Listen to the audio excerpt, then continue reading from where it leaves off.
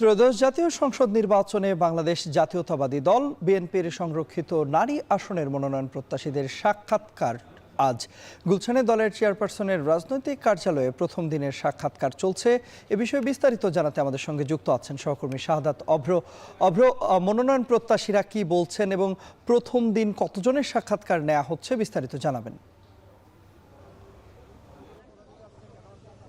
তন্ময়, এই মুহূর্তে কিন্তু সাক্ষাৎকার চলছে আর প্রথম দিনে মূলত অর্ধেক মানে প্রায় 400 থেকে 500-র মতো হচ্ছে সাক্ষাৎকার নেওয়ার কথা রয়েছে। আপনি জানেন যে 1300 মনোনয়ন ফর্ম বিক্রি হলেও 900-র মতো জমা পড়েছে। সেই 900 মনোনয়ন ফর্ম যারা কিনা জমা দিয়েছেন তাদেরকেই কিন্তু হচ্ছে ডাকা হচ্ছে দুই ভাগে। তার মানে হচ্ছে আজকে অর্ধেক ডাকা হচ্ছে এবং আগামীকালকেও কিন্তু বাকি অর্ধেক ডাকা হবে। মূলত আজকে বিভাগীয়ভাবে কিন্তু ভাগ করে মোট 5টি বিভাগের যারা কিনা মনোনয়ন ফর্ম জমা দিয়েছে এই নারী আসনে সংরক্ষিত আসনে হচ্ছে মনোনয়ন ফর্ম যারা জমা দিয়েছে তাদের মধ্যে মূলত এই মুহূর্তে 5টি যে বিভাগ তার মধ্যে চলছে রংপুরের যে সাক্ষাৎকার সেটি চলমান রয়েছে। এরপরেই কিন্তু হচ্ছে রাজশাহীর বিভাগের যারা আছেন তাদের সাক্ষাৎকার চলবে। এরপরে খুলনা এবং আজকের দিনে ফরিদপুর ও বরিশাল এই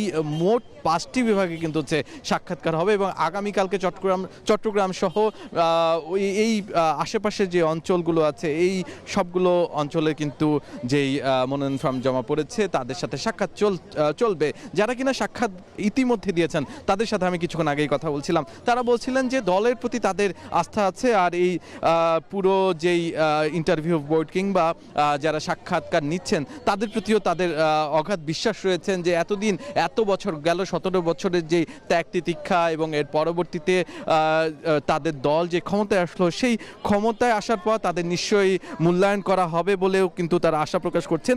এই পুরো যেই সাক্ষাৎকার সেই পুরো সাক্ষাৎকারে সভাপতিত্ব করছেন প্রধানমন্ত্রী তারেক রহমান, যিনি কিনা দলের চেয়ারম্যান।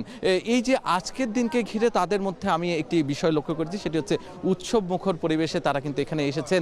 তাদের যেই বিভিন্ন দূর দূরান্ত থেকে তাদের এলাকা থেকে তারা কিন্তু ছুটে এসেছেন। কিছুক্ষণের মধ্যে হয়তোবা রাজশাহী যে বিভাগ সেই বিভাগের যেই সাক্ষাৎকার সেটি শুরু হবে। ততক্ষণে নিশ্চয়ই এর পরবর্তী সংবাদে আমি জানিয়ে দিব এর পরিস্থিতি কি। এই মুহূর্তে গুলশানের কার্যালয় থেকে এই ছিল আমার কাছে সর্বশেষ।